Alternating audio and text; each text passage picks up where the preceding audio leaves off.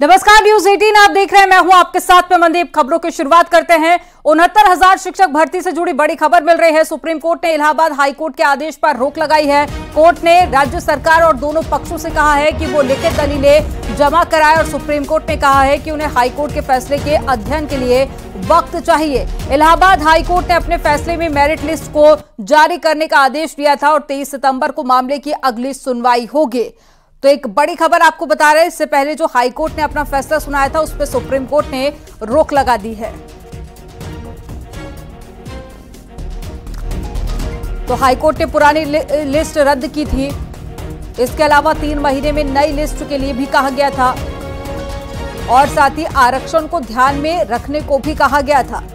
तो high court की तरफ से जो फैसला सुनाया गया था उस फैसले पर सुप्रीम कोर्ट ने रोक लगा दी है।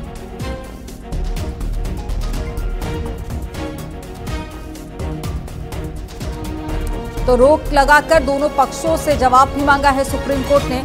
इसके अलावा सामान्य वर्ग की याचिका पर भी आदेश जारी कर दिया है।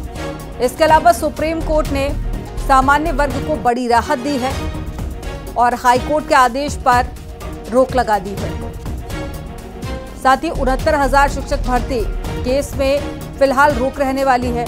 रोक लगाकर दोनों पक्षों से सुप्रीम कोर्ट ने जवाब भी मांगा है।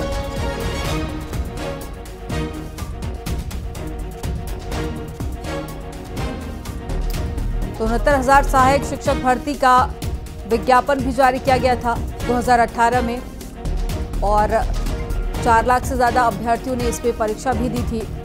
1,47,000 अभ्यर्थी पास हुए थे और जनरल कट ऑफ इसका 67.11% था। ओबीसी की कट ऑफ इसमें 66.79% रहा।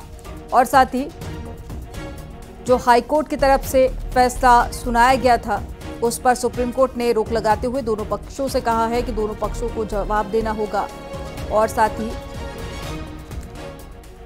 जो सामान्य कैटेगरी है उसमें भी बड़ी राहत सुप्रीम कोर्ट की तरफ से दी गई है।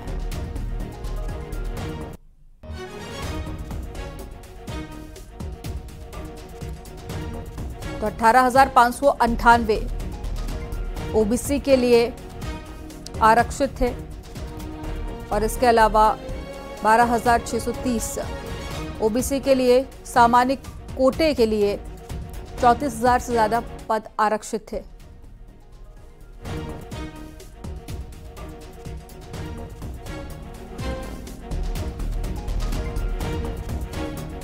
और मुख्य याचिकाकर्ता हमारे साथ में रॉबिन जुड़ गए हैं। रॉबिन, बहुत स्वागत है आपका न्यूज 18 पर। इससे पहले हाई कोर्ट का फैसला आया, उसके बाद में मामला सुप्रीम कोर्ट पहुंचा। आज सुप्रीम कोर्ट ने हाई कोर्ट के फैसले पर रोक लगा दी है। आपका इस पे क्या रिएक्शन है? सबसे पहले मैम आपको बहुत बहुत धन्यवाद, आपने हमको जोड़ा अपनी बात रखने के लिए। मैं आज जो माननीय न्यायालय ने जो फैसला दिया है वो हम लोगों के लिए बड़ा राहत भरा है। केवल हम लोगों के लिए नहीं, पूरे 69,000 में जितने भी शिक्षक चयनित हैं उनके परिवारों के लिए, उन सबके लिए। क्योंकि जहां भी इस सूची को रिविजिट करने की बात आ रही थी, सारे चयनित शिक्षकों के मन में मायूसी छाई हुई थी, पूरे परिवार भी मायूसी में छा गए थे। तो सबसे पहले ये राहत तो है, ये तो कंफर्म है कि हम लोगों के लिए बहुत बड़ी राहत है। लेकिन दोनों ही पक्षों को सुप्रीम कोर्ट ने जवाब देने के लिए भी कहा है। कितना आप लोगों को समय दिया गया है? कब तक आप लोगों को जवाब देना होगा? जी मैम, 1 हफ्ते का हम लोगों को समय दिया गया है और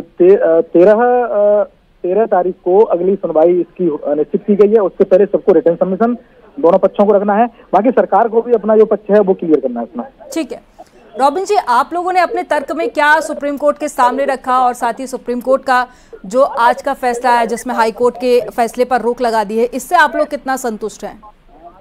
मैम इसमें हम लोगों का यही था कि हम 4 साल से जॉब कर रहे हैं। हमने कोरोना देखा, हमने कोरोना में ड्यूटी करी, हमने पंचायत चुनाव देखा, पंचायत चुनाव में ड्यूटी करी।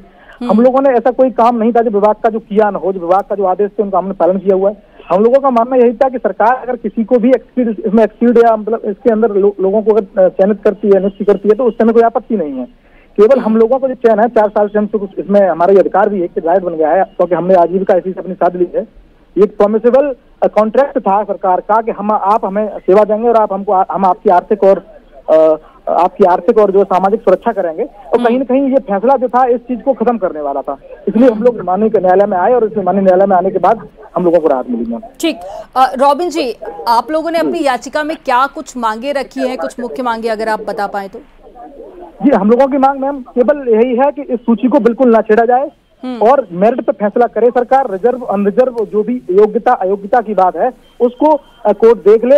अगर यहाँ पे 2 ही पॉइंट मुख्य थे कि कौन लोग हैं अनरिजर्व, कौन लोग एमआरपी हैं, कौन अनरिजर्व हैं, इसकी परिभाषा गवर्नमेंट और जो है कोर्ट मिलकर तय करे। और जो लोग टीईटी में बेनिफिट ले रहे हैं रिलैक्सेशन का, और जो लोग एटीआई की परीक्षा है उसमें कंसेशन ले रहे हैं पासिंग मार्क में, ऐसे लोगों को क्या शामिल अनरिजर्व में किया जा सकता है, कोर्ट इसको डिसाइड करे मेरिट के आधार पर। हम लोगों की मांग यही है। ठीक है रॉबिन जी, हमारे साथ में जुड़ने के लिए बहुत शुक्रिया आपका।